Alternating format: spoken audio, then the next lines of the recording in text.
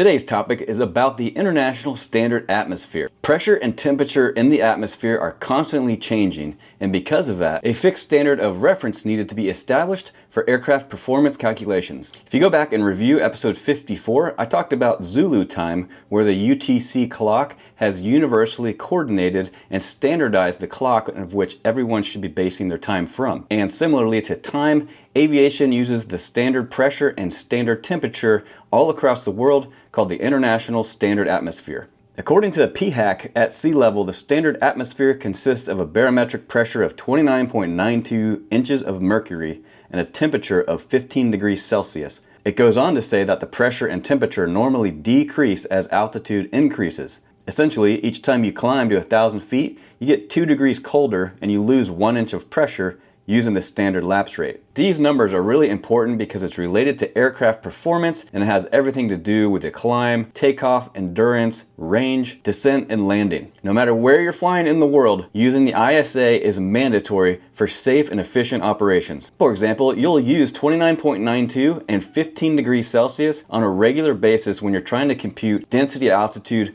and pressure altitude, two factors that are critical for successful flight. There's a few ways to figure this out, but I like to use the mathematical formula because you can do it on the go without needing charts. There are other factors that will have an impact on aircraft performance, like how high you're flying, how hot it is outside, the humidity, and how heavy the aircraft is. This is the formula for how to calculate density altitude without using charts or other methods. First, let's find the pressure altitude. Retrieve the most recent METAR and subtract the altimeter setting from 29.92. Then you'll multiply that times 1,000 and add the field elevation. So for this example, the pressure altitude is 99 feet. Now we're going to take the pressure altitude of 99 feet and find our density altitude. You'll take the outside air temperature in this example of 16 degrees, subtract the standard 15 degrees Celsius temperature, you'll get 1, multiply that times 120. When you add the pressure altitude of 99 feet that you just figured out, now you'll have a total of 219. The density altitude at this METAR location, 219 feet.